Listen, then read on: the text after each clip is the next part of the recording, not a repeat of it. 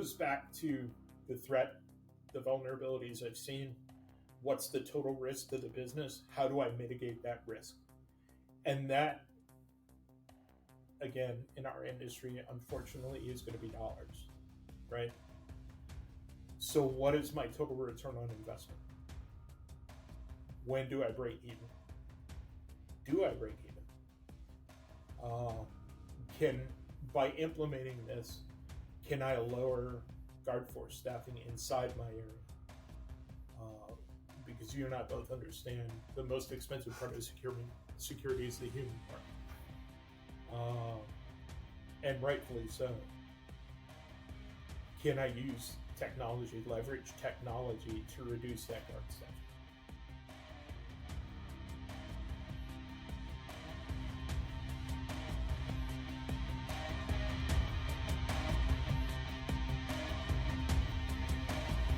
I'm excited to welcome back Doug Dreher to Defender, Senior Physical Security Engineer for a Fortune 50 company with an incredible security background from veteran to corporate security. Doug, welcome back to Defender. Thank you so much for having me back. It is an honor. I love doing these and sharing knowledge and experience and quite frankly, just having the discussion. So thank you so much for having me back. That's great having you on. So the last time you and I chatted, we wanted to tackle shared colocations and some of the inherent security challenges associated with that. So where would you like to start this? Let's start from the beginning. Let me preface it a little bit. What we're seeing on the hyperscalers side and the construction and the build-outs is people say move fast. This is lightning speed. We're seeing the same thing from the colo providers, though. Friends that I have and colleagues that we both have in that side of the industry, they're building just as fast because the demand is there. So what I first look for, I'm not leaving my office. I'm figuring out where are they located? Where do I need to be located? What is the purpose of the colo, of the multi-tenant that I'm going to introduce a cage or an area or a floor into? Because answering that why question is critical. Do I just have an issue where I need a point of presence, where I need to reduce latency for customers? That can be a smaller cage, a smaller area. And it's the same security, but defining what I'm doing. Am I a hyperscaler that's going to execute core processing on site? Because it's a new location for a new area, a new city, a new state, a new country for us. Sure. So defining that is the first thing. The second thing I'm going to do is start doing my threat analysis because I need to understand the threat. A big part of physical security, we always talk about risk. But part of getting to risk is that threat equation, right? So I need to look at the threat. So I'm going to go through all the open source intelligence I can find. And I'm going to see if I can get some other stuff from friends of mine, right? Who are paid intelligence analysts for Fortune 50 companies who can provide me insight. Maybe they're already there. So building that network is critical because it's more information. More information is, and if it's valid, if it's not what we call dirty data, if it's clean data, it helps us make a decision because data never lies. Then what I'm going to do is I'm going to go there. I'm going to put boots on the ground. And I'm going to start, we'll say, rental car on my drive-in. I'm going to look at the neighborhoods. I'm going to understand who my neighbors are because that's kind of important. On the drive up, I'm going to look for, am I seeing poverty, extreme poverty? Am I seeing affluence? that's going to drive some decisions as well. Sure. What am I seeing power wise? Is everything overhead lines? Because that's going to drive me towards the environmental conditions. If I'm in a tropical cyclone area, no matter where that is, and all I see are overhead power lines, okay, now I have to think about resiliency. Right. And how we work that. As I pull up, I'm looking at the exterior physical security aspects. Do they have a fence? We know a lot of colo providers in urban areas, the AHJ, the area holding jurisdiction, will not allow them to erect a fence. So that's a delta that gets thrown into the financial and the threat and the vulnerability calculations as well. Wow. I'm looking at do they have a staffed guard booth? Or even nowadays, an unstaffed guard booth with a nice intercom, but how are they validating, right? I've been to sites where I've pulled up and said, hey, I'm with X company. They open the barrier arm. They have not checked any IDs. They have not checked for badges from whatever company I'm representing. Oh, you need to go to this building. Okay, you just let a potential bad actor onto your compound. That sticks in my head. Operationally, physical security wise, Sure. when I'm driving through that gate, do they have a sally port set up? Are they inspecting commercial vehicles coming in? UPS, FedEx, DHL, pick a delivery service. Do they let the DoorDash and the Uber Eats and the Grubhub people just drive in and deliver whatever they want, the local pizza place, right? How is that handled operationally? Then I'm pulling up to where I need to go, parking the vehicle, getting out, and I'm looking at the building. I'm looking for construction. How is this building constructed? Is it multi-story? Generally, they are. Is it branded? Or is it what we would call a hide in plain sight kind of building where it's not branded? I'm looking for critical infrastructure resiliency support, generators primarily. What kind of cooling are they running? I can tell you from the water tanks and what I see. What are they running? Forced air, evaporative cooling, stuff like that. How is that protected? We talked about that on another podcast earlier. Yeah, that's a big deal. That goes back to that resiliency piece, right? That continuity of operations, if you will. And then I'm going to be watching, how do I get in? Is it electronically access controlled? Do they come out? Is there an intercom that I can talk to the guard inside, the reception people inside? Right. And then once I'm in, what's their procedure for badging me as a visitor? Right. Do they have a man trap? Is there, exactly. Yeah. Exactly. And past that man trap, what layers of defense am I going through? I'm looking at the cameras. And I'm asking the critical questions. Now, I will say this. To be very fair, a lot of times they will be very reluctant to answer those questions unless you have a signed NDA, a mutual NDA. They will be very reluctant. Which is good. If they offer it up, I'm going to have other questions because you just told me what your video management service is. I see you have an agnostic reader or keypad for access control, but you're telling me who your access control system is. If I'm gathering intelligence, that's a big problem. It's a huge problem. Huge problem. And then I'm walking through and saying, what's the interior look like? I will tell you, typically, there are going to be cages in a colo environment. I have been in some that are very niche, where they go after the high-end customer, and it's carpeted, and there are actual walls, and a wooden door that you open, and then there's the cage door. Um, the only flaw I've seen in some of those is they don't have a man trap, where I would say, yes, you got a man trap at your entrance, but you want a man trap before you go into the we'll call it the critical assets, right, where the racks are. And then, how amenable are they? Because I know the standards for the company I'm working for.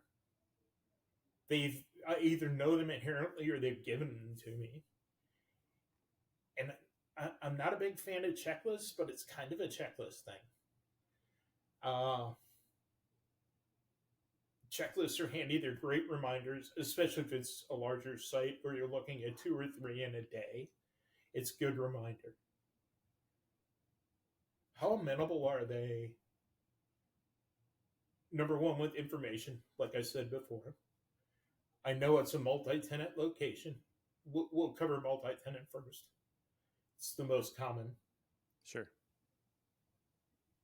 If I've got company A, B, and C next to me, or in that same building, are they on the same access control system that the proprietor is on? How's the proprietor handling different access control systems? Well, it's just somebody's running Linnell, somebody's running Software House, somebody's running AMAG. How do you monitor that? Are you going to allow them to monitor it? I would never do that. I still want that separation, that virtual wall. But how do they handle that? How do they handle the VMS? And then I'm going to start digging into their infrastructure. I'm going to ask the questions. Tell me about the power lineups, because when I go into this cage, I'm probably not going to see anything. It's empty. We're there for a reason. Or we're taking over for somebody who's vacating that space. I'm going to look at busway. I'm going to look at cable tray. I'm going to look at, is it a raised floor? The bane of my existence. Or are they true floor to true ceiling? I'm going to look at that. Me as the customer, I'm going to using that checklist and writing notes, taking pictures if they allow me to.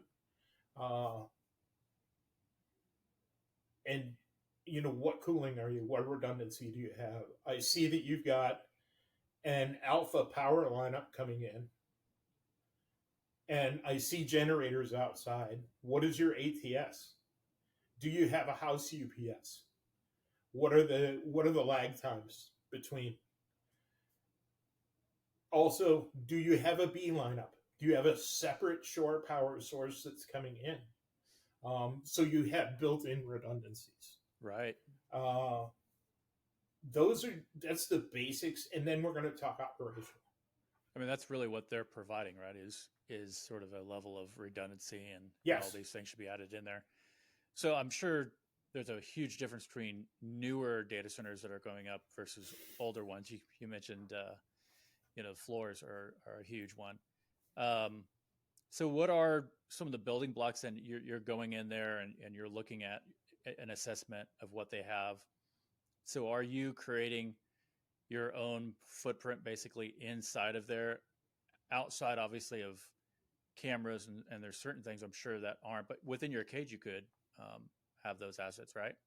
Yes. And that's actually part of the contractual agreement. Frequently, I will come back because, let's face it, every colo space is different. So from a design perspective, how do I template that? When it's shaped differently, it's a different size. There's a way to do that in the newer design software, where I can lay the floor plan in, build everything I want around it, and then drop the floor plan out. So I can provide that as a template and say, here's what we require with a bill of materials, the whole 9 yards. Let's look, will you accept everything? And it's just my space. So my space, I'm going to secure to whatever the company standards are to the nth degree. Yeah. And then once you're doing that, then you're looking at all these different layers that are going into your space or around your space, I should say. Um, so obviously, they're not going to tell you who else is probably in the co-location, but you see these other cages, and every time I've walked through there, those are locked down, so you have your own access to get into the cage, and then you have that way you have an in and out of who had access, who went in, what time, all that kind of stuff, and a camera. Um, Yes. so what are obviously the worst case scenario is sort of, well, there's a couple, but unauthorized access, somebody Oof. getting into your space when they're not, and you don't know who they are, so what are some of the mitigation strategies for you to ensure that doesn't happen? Is it just the um, level of the co-location space and the company and who you're doing business with? Is that part of that? Yes. On multiple fronts. The first thing I will insist upon is a man trap, dual access controls, where if you force your way through we'll say the outer, the inner won't unlock. They need to be linked. And that's simple programming. That's very simple. It's common in access control systems and other spaces. I want a camera on their side of the door or the cage door that gets me into that man trap. I've run into colo providers who are like, well, we can't really, this is our space. And I just kind of insist on it. I'm also going to put a camera on the inside anyway because it's my space and I can do what I want in there. Yeah. To a degree. I'm going to have my own security guard presence, depending on the size of the space. If it's a larger space, then operationally looking at the expenditures in that, what's the return on the investment there? But I can issue my own temporary badges. So you have a colo temporary badge to get in, but then you have our badge to get in there. So multiple layers of access control. Similar to what we would see in an actual data center. Right. I'm going to make it that hard to get in there. You can't get into the asset area where we've got racks and customer data and stuff like that without going through a sanitization procedure where your Fitbit, your phone, anything that has Wi-Fi stays out, put it in the locker. Programmable lockers. Oh, that's a great point. Yeah. Are a great thing to have. I'm going to make you go through a metal detector. I've seen some places that make you do like the airport, where they're using millimeter wave. Now that's bougie because those things are expensive. Yeah, I was going to say. But for security, and do you need to go to that degree? It depends on what you're protecting. The new walkthrough metal detectors that are out there from different manufacturers are way better than they were 10 years ago. Way better than they were 5 years ago. There are some where the sensitivity is so high, it'll pick up the rivet on a jeans, on a pair of jeans. Wow. And that leads to a secondary screen, right? Even pick up the badge you're wearing, the little rings and clips. It'll pick that up. So the badge has to be handed off. They usually, much like TSA, put it in a basket. I've seen newer ones, both in data centers and in colo data center locations, where it's not just a walkthrough metal detector, where I'm actually got an X-ray machine there. So even if you're one of my employees who's going in there to do work, all your tools are going in there. We're scanning everything. If you try and bring a meter in there and it's got a USB-C, or an RJ45 jack connector, that better be covered with tamper tape, and it better be on a log somewhere. So there's a lot of things operationally that control that. The response for somebody rips the door open, hooligan tool, How they're going to hide that, I don't know, but they got to get past the colo security first. Right. Say they get in there with a hooligan tool, or they have socially engineered and zippered and made their own badge. Now, I add different layers onto that as far as encryption and stuff like that. And then communications, using an EV3, an Evolution 3 badge, much higher encryption, much more secure, making sure you're using the highest communications protocols that you can use as far as encryption on from your keypad to your system controller, no matter what brand you're using. Much higher encryption levels. So it's multifaceted as far as protection. So somebody hooligans the door open. What a tool. The primary response is going to be the guard force at the colo provider. And that's written into the contracts. That's a guarantee. Okay. Their other action should be somebody's going to report and observe, because most of these are unarmed. I have been in colo provider locations where the guards are armed. And they're not contracted. They are actual employees of the provider. 99% that isn't the case, though. So they're going to report and observe while somebody's dialing 911. Because that's what you need as a police response. And then somebody else or that same person is dialing the point of contact for the company who owns that space. Because you're going to need to respond as well. And then determine, did they have access to anything? I can tell you right now, in the majority of the data center industry, there are hardware blocks.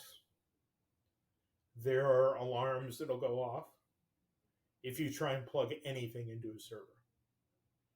There's what we call crypto shredding, which means as soon as you plug something that can't handshake with that automatically, you're trying to hack it while you go. Yeah, it's just going to dump everything, and you end up with a rack is about a ton once it's fully filled out. You're going to have a 1-ton door stop, because that's all it's going to be good for. Customer data is routinely backed up in another location for that and other, we'll call them a large scale event. So fire, it could be environmental. Fires and environmental. We've seen that. So encouraging your customers to back it up is critical. But it's at that point, it's not just physical security. It's cyber security as well. Right. One of the things that was brought to my attention a couple of weeks ago, that main gate has controls. You've got 6 or 7 things that are not designed to talk together, that you got to make work together. Well, we've seen a document from the U.S. government that was issued at the end of August. One of the guides that came out, not a criteria yet, that applies all of the cybersecurity principles, logical access controls, encryption, the whole 9 yards, soon to be to these controls, to these controllers, to the boards that are built for these controllers. It's getting deep. It's getting very deep. But then I come back and I look at what are our requirements? What are the standards of the company I'm working for? How can I best present that? And then it's just meeting with them, because frequently what happens is part of the contract is we call it a vendor design proposal.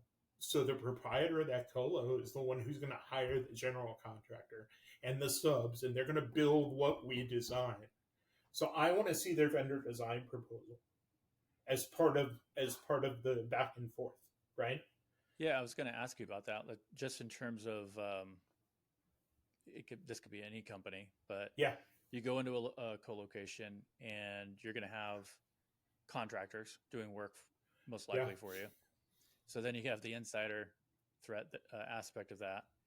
And you mentioned once a site's live, not bringing a phone in there. Yeah. And so, then you get into how are they going to communicate with you if they're doing some sort of troubleshooting. And so what are some of just the nuts and bolts, like the day to day, and maybe you can cover a little bit of what you saw at that recent symposium. But those are real challenges, right? I mean, everyone knows Oh the yeah. aspect of a contractor that's pretty famous going into a major data center like that, and then having access. They have legitimate access, so they're in there, and so keeping tools that may or may not be used or needed. Anyway, so I'll let you kind of run with that, but that's a serious threat. No, it is, and thanks for bringing it up. We call that in the industry the construction security piece. I look at phasing for the construction. I will tell the company I'm working for, you will not move racks in until I walk through and say the facility is ready to hand off. Till my construction manager, not contracted, we will walk through with the GC on whatever date we have set, and we're going to look at everything. We've been looking at it QA QC the whole time you're building. Right. So you have to be on site. The key is there is no customer data in there. I do not want that in there until they are gone. So project management wise, you have to hit those milestones and you got to communicate. If there's an environmental event, hey, we're going to be delayed by 3 weeks, 4 weeks because of this hurricane that came through, or this tropical typhoon that came through, or an earthquake. That could be months because now I got to wait on engineers from the area holding jurisdiction to come out and validate the building is good.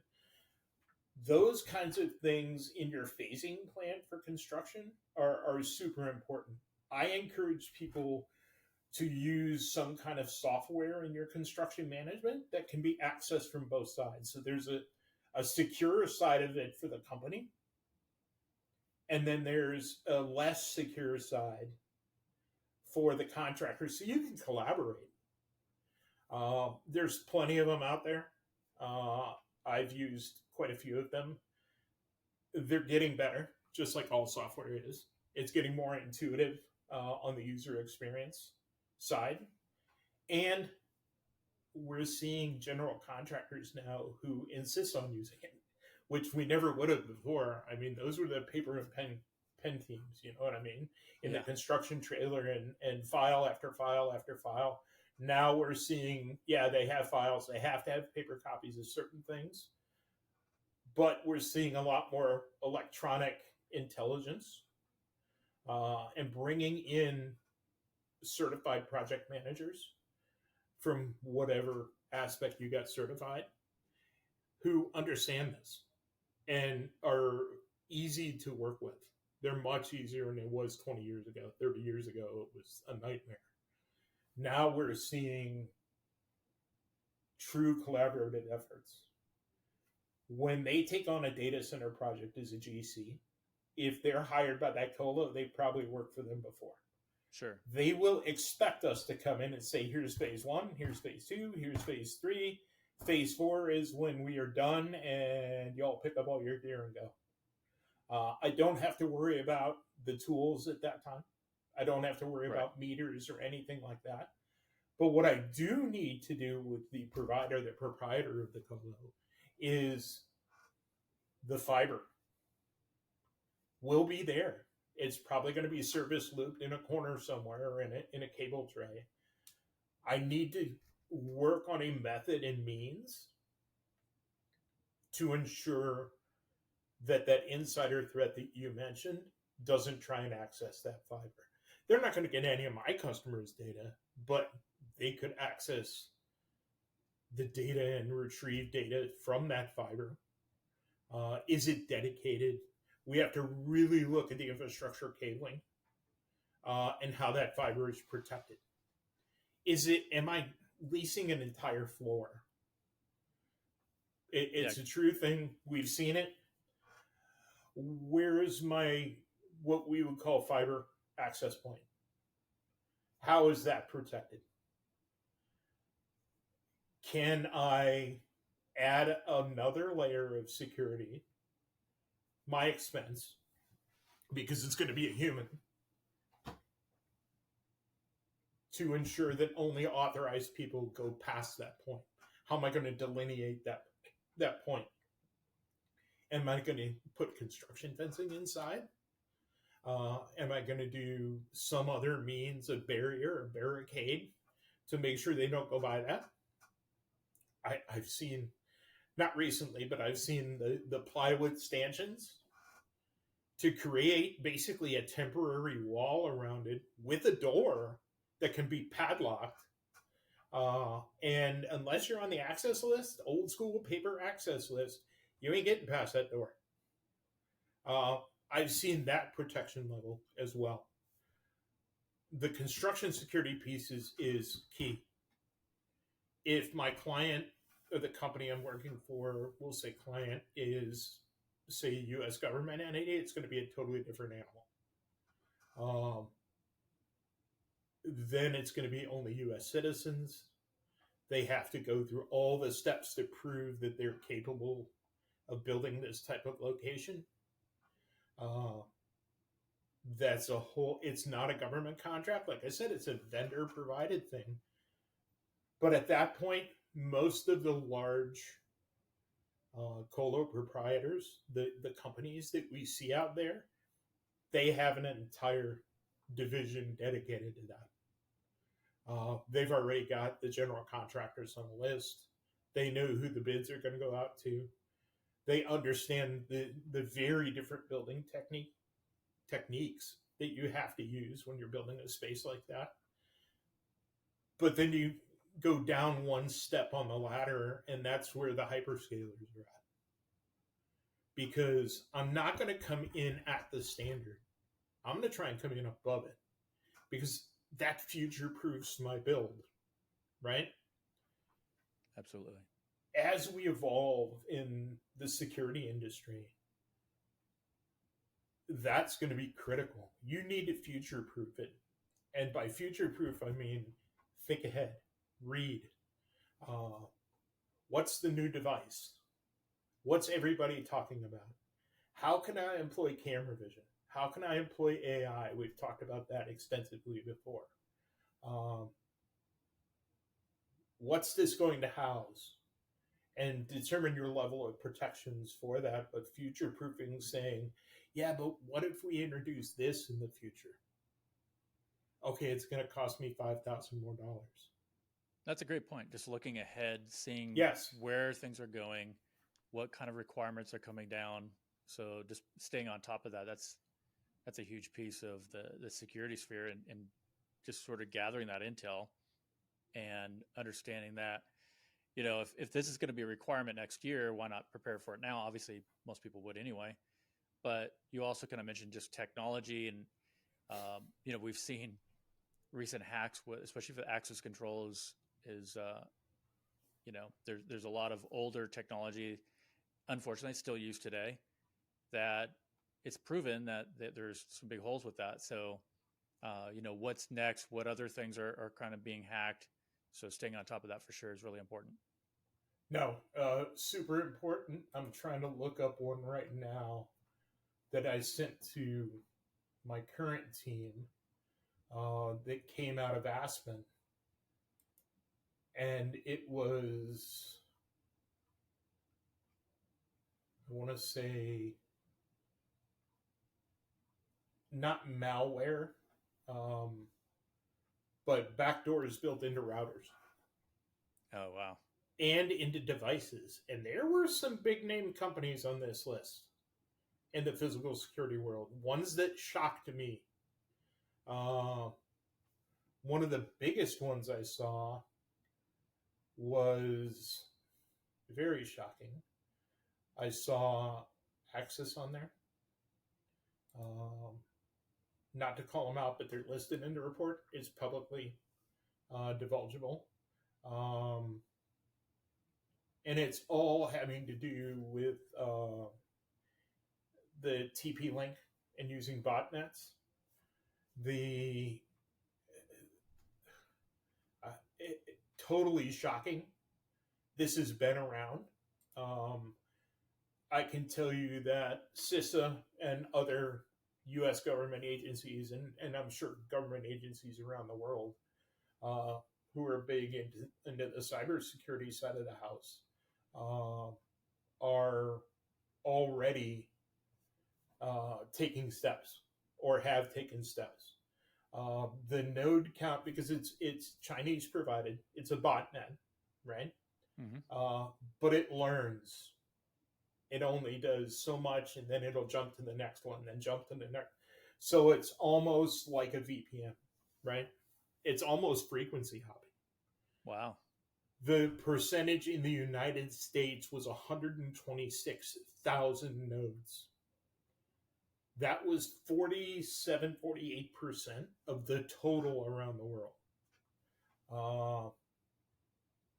The companies, cameras, Axis, Panasonic,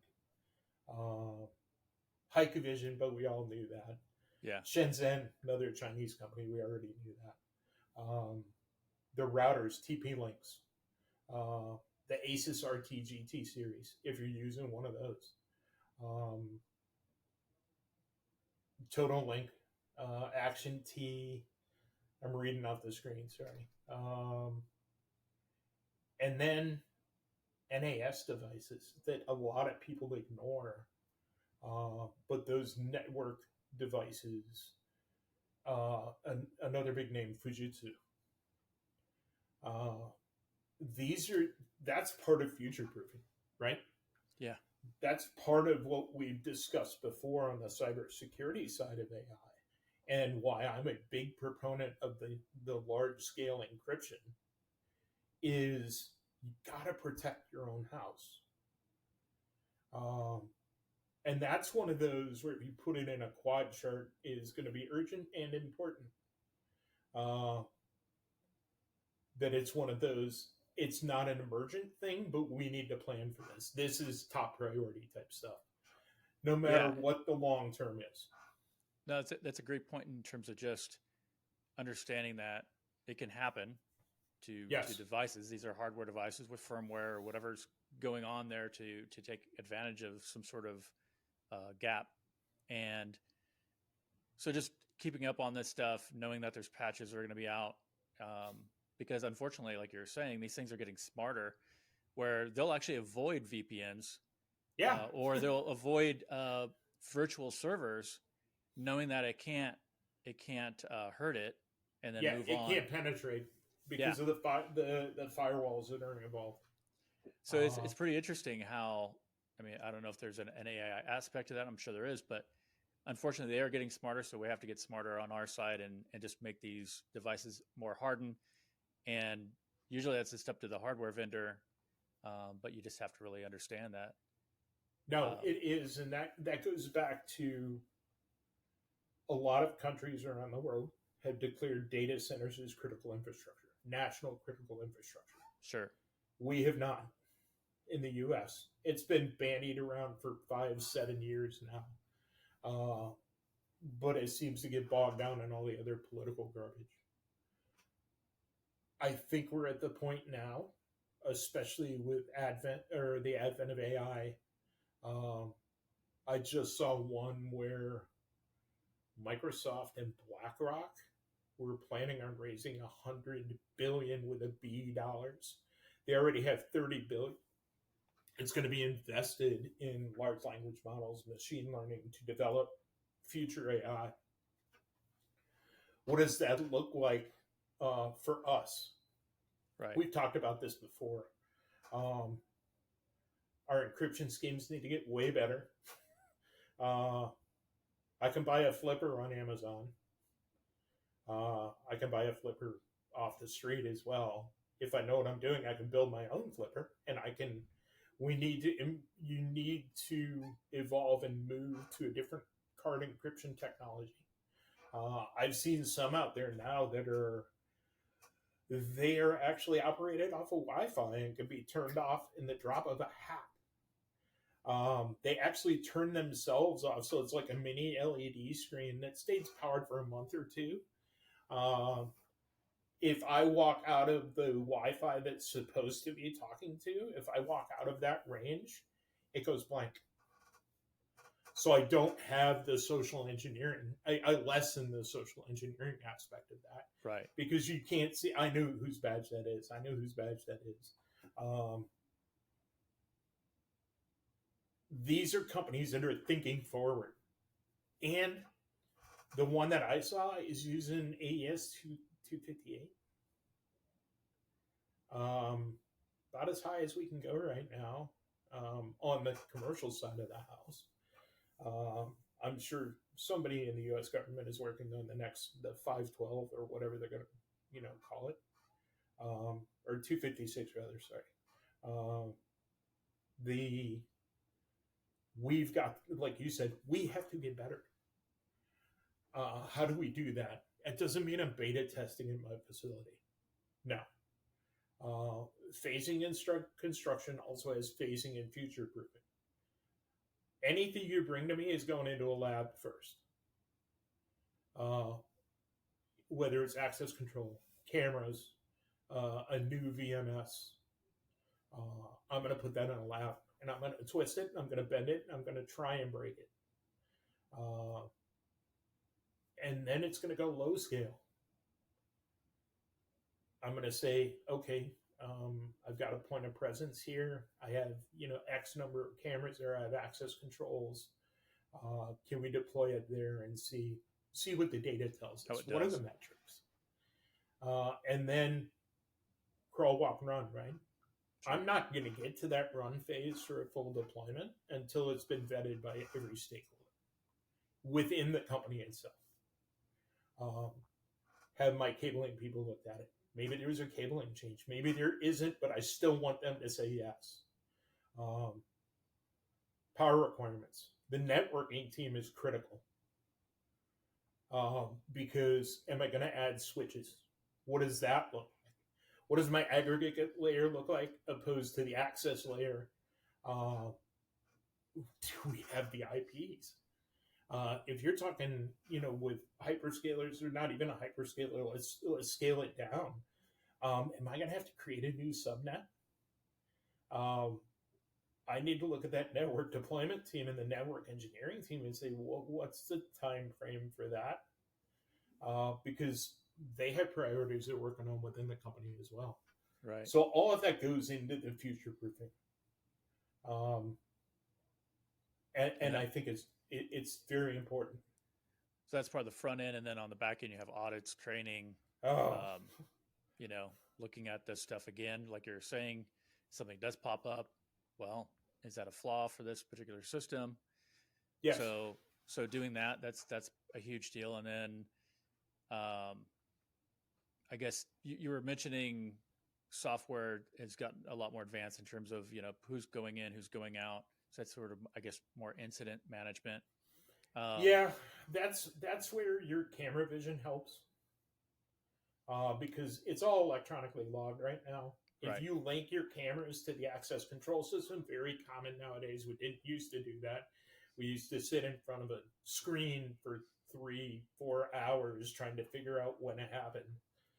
Now the alarm is linked to that camera footage,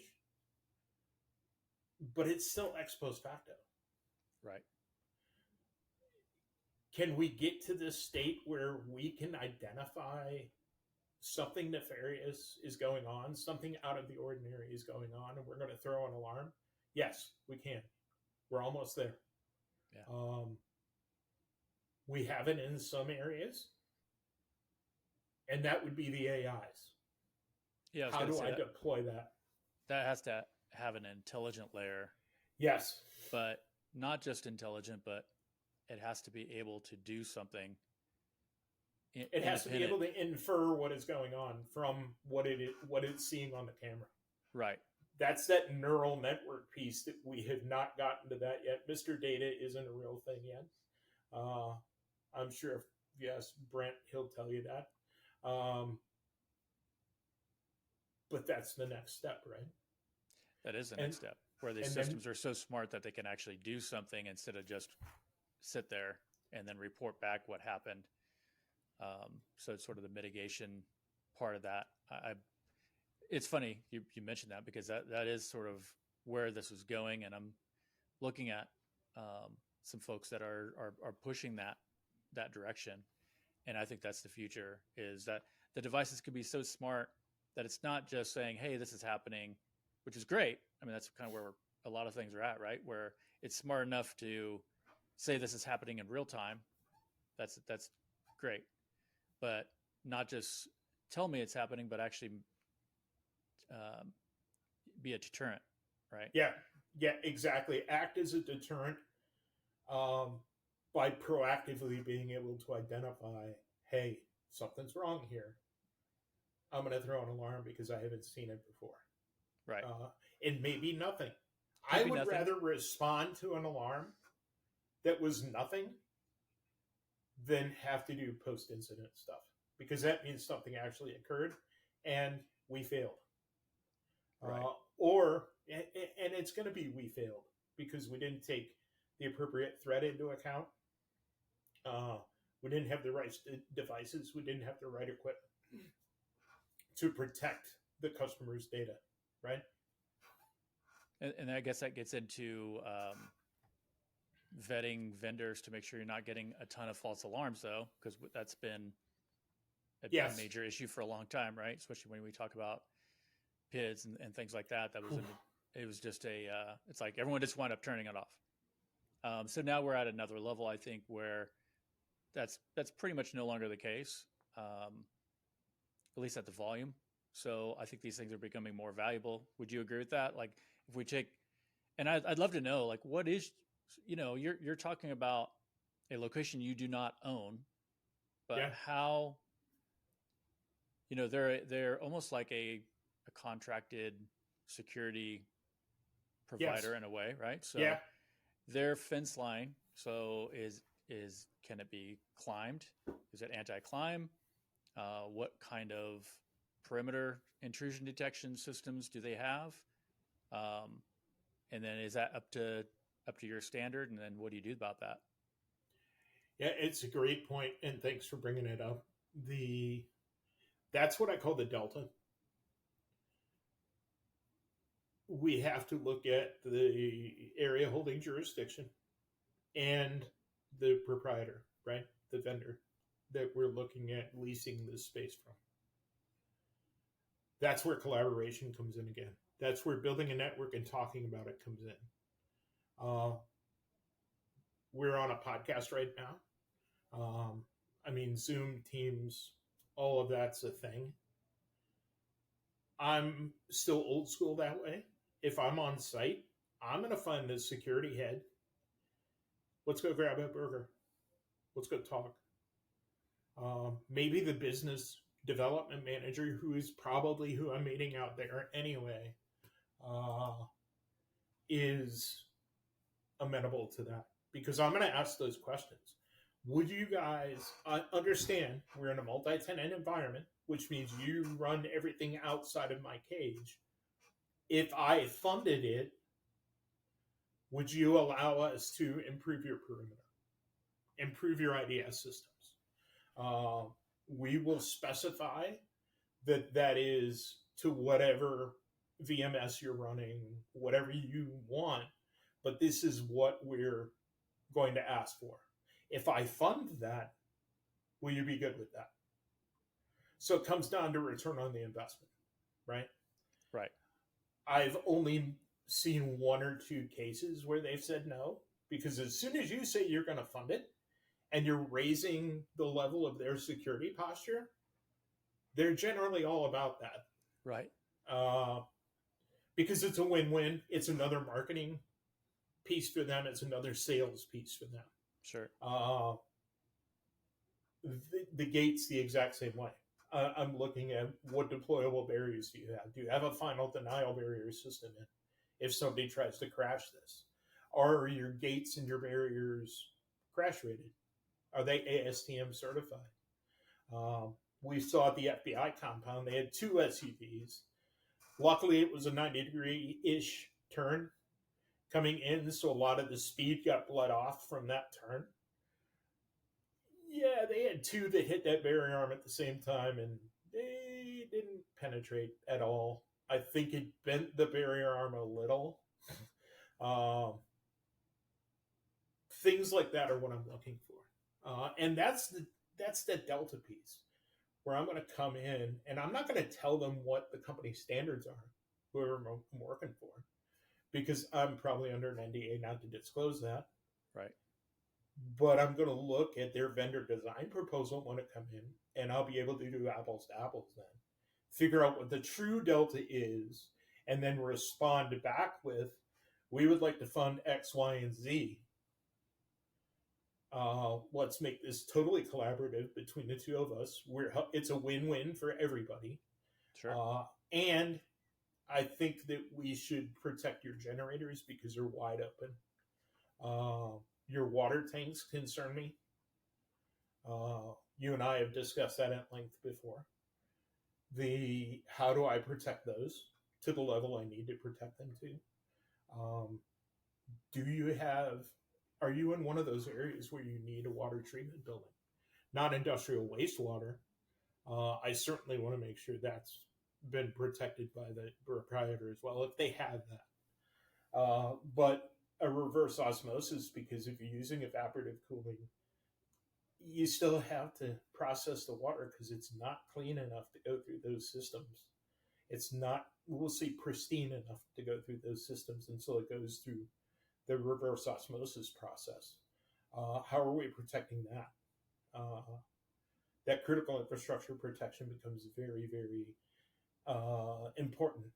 The other piece is, and I should have mentioned this earlier, it skipped my mind, was when we were talking about environmental, I'm looking at lightning protection. Am I in a lightning-prone country or area of a country? If so, what are your lightning protections? Now, that should have been done when the building was built, but now you're adding levels of electronic gear into there. Do you have, in residential, we would call it a whole home surge protector? I have one. Have you invested in that? What is the surge protection capabilities? What's the lightning grounding look like? Is it just a copper wire running from a couple of 18-inch lightning rods on your roof parapets? Probably not going to do good enough. So those are things that we would fund. And again, that's a win-win. Right. But I assume that, and this could be any company, but if you're looking at newer providers building it, because I know it's a breakneck pace right now with these colocations going up, just data centers in general, huge growth. So, and maybe you could tell me a little bit about the symposium, what you guys covered there, and what were some interesting parts about colocations. But I assume with these new builds, they have to be taking a playbook in terms of understanding best practices and hire, so that way they can attract the larger companies to do business with them, right? Yes. And the symposium Dave's talking about was held by Asa Abloy down in Irving, Texas, for a couple of days. I sat actually on a panel to discuss colo security.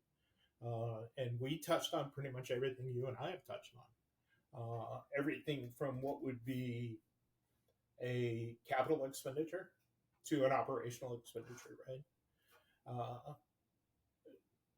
The one piece we haven't talked about on OpEx, what do your SOPs look like? What are your pre-planned responses? If you're in one of those environmental areas we mentioned before, are you compliant with FEMA? If it's a government provider, are you already compliant with ICS and ICD? Um, that goes a long way. And you made a great point. We met with quite a few of the major colo data center providers who were at the symposium, and they are building that way. They have hired physical security engineers to come in where they may not have had them before. They're saying, wow, yeah, we need somebody to come in and help us design this new building or retrofit this building we purchased. Right. Most of them, I will say, are new builds simply because of the structural requirements for the weight loads and everything like that. All the civil and structural stuff that goes into that. And power's got to be a huge factor for them too. Power is huge right now. I mentioned the DOE report. You already have announcements of people running off of nuclear. While it may not be on site, is that going to be an on-site thing? Could be. You have a number of companies out there that are building small modular reactors, what we call SMRs in the power business. They're building those SMRs. What are they capable of providing? The average data center area wants to pull between 300 to 1,000 megawatts. At that 1,000 scale, the only thing that can provide that sustainably clean is nuclear. I think that's going to be the wave of the future. You're going to see more of that. I think we've had 4 or 5 companies announce it already that they're doing that. I can tell you insider info that I gained at the symposium. We also have companies that are looking at SMRs. And as a vet, retired Navy guy, I'm kind of used to the nuclear reactors on board the ships and that. These are somewhat the same size, somewhat more compact. But then you just bring in, you talk about audits and inspections. Yeah, now you're inviting them because you're going to have the Nuclear Regulatory Commission. You're going to have IAEA from the international side. You're going to have DOE. You've got to comply with all of those things as well. That's a whole nother level, right? And it's another return on investment question, right? If you're doing, the reason we're seeing the power pull are the large language model processing. Right. These new chips, you can't even do evaporative cooling. You have to use liquid cooled racks. When you do that, a normal rack roughly 24 inches wide. When you add the liquid cooling modules on, it becomes a 48-inch wide rack. You're getting half the racks that you would normally put into that space. What a great point. But you're drawing about 1/3 more power because one of those racks now can process the data of about 23 other racks. That's rough, but that's pretty close to what it is. The heat generation from these new chips from NVIDIA and all these other manufacturers is insane. Are there problems with the liquid cool racks? There are challenges, I will say. Sure. Drip pans. There is, I will say good, not great. I will say good building management system, electronics tied in that can give me flow rate. It can give me pressure. And if we do a math equation, can tell me if I've got a leak somewhere. It can't tell me where the leak is yet. But by looking at those and doing some calculator math, I can kind of narrow it down. The requirements to store. Some areas holding jurisdiction code said, oh, it's food-based. Yes, a good majority of the liquid cooling stuff that we see on the market is food-based. A lot of it's glycol-based, right? Antifreeze. That becomes hazmat, the food-based. A lot of jurisdictions will say, just let it go. Let it go into the sewer. It's food-based. It's going to break down anyway. Right. Some still want it to be hazmat. because it's gone through this intricate system.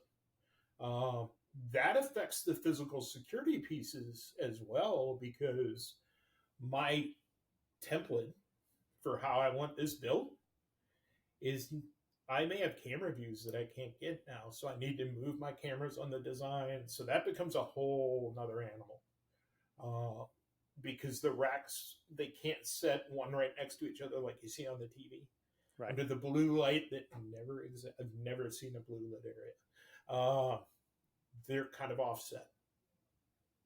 Um, so that also widens your aisle because you have ADA and OSHA compliance that you have to mandate for life safety, right? I need a clear path of egress.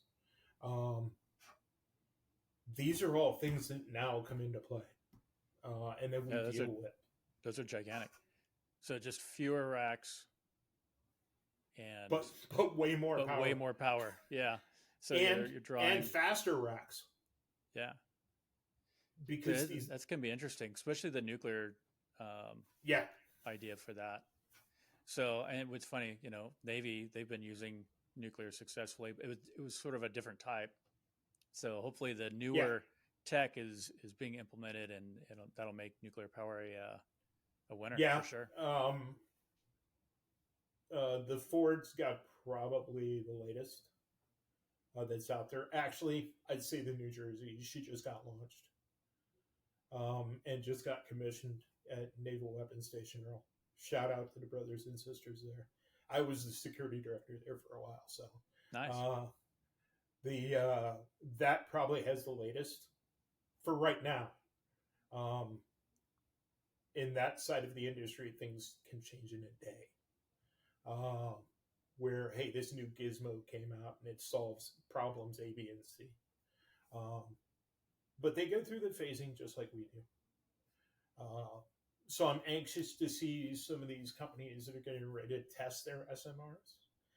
I'm anxious to see what's the power output, what's the continuity, what's the refuel, defuel requirements. And the maintenance requirements, because that means someone's going into the facility.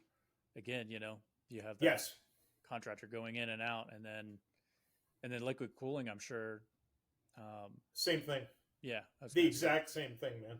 Yeah. Especially if you're in a multi-tenant colo, because the colo's providing that. Now, I will tell you from a security aspect, I approach it no differently than a water-cooled.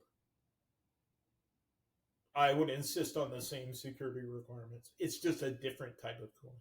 Sure. More expensive, but it's the same thought process for me. Because if I lose cooling, I'm losing that area. Those racks, even a conventional rack, will overheat like that. So I approach it from the same kind of area. Look for access controls.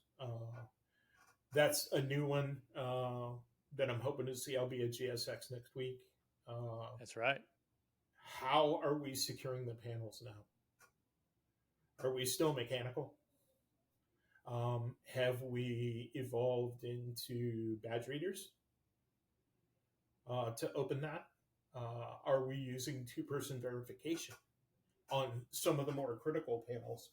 One of those would be the liquid cooling controls. I might add that into the mix as far as a security requirement. It's from our end in our business, it's not that expensive. It's relatively easy to do. But it adds another layer of security. Right, because somebody's in your rack. So that's the big differentiator, right? Because they've already badged in to get inside there, and now are we requiring them to badge to open that door? Yeah. We do that with some racks I've seen. Primarily, it's PCI DSS type stuff, large scale payment processing, things like that. Right. I've seen those racks at various different companies, and they have everything built in. Then stretching that to the engineering side of the house, can I do the same thing with a life safety panel? And yeah, the answer is yeah, you can do it. Again, it's not going to be that expensive, but that's another layer of security we can add in. Sure. So that goes back to the threat, the vulnerabilities I've seen. What's the total risk to the business? How do I mitigate that risk? And that, again, in our industry, unfortunately, is going to be dollars, right? Right. So, what is my total return on investment? When do I break even? Do I break even? Can by implementing this, can I lower guard force staffing inside my area? Because you and I both understand the most expensive part of security is the human part. Sure. Uh, and rightfully so. Can I use technology, leverage technology to reduce that guard staffing? And that's all part of this giant equation that works in.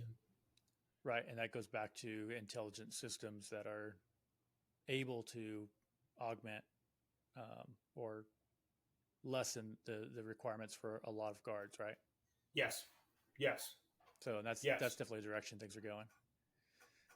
So what's exciting? So I think that's a pretty good gamut of all the different components that are going into co-locations. Is there anything else you wanted to cover? And then after that, I wanted to kind of get your feedback on Defender, where things are going. You know, we're doing really a big focus on human intelligence. So bringing all of these different people within the security industry to share information and really crowdsource versus looking to a specific media company or whatever it is to get information on the things that we're interested in. So would love to know your insights on that. But is there anything else you wanted to cover on co-locations before we did that, or where would you like to go with that? No, I think we're good with that, and happy to discuss Defender's future. Some quick insights. Great platform, both Thank you. sides, podcast side and the written side. Love it. Um,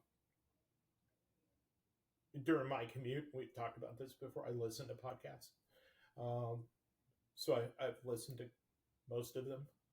Um, I think the crowdsourcing part has always been a portion of physical security.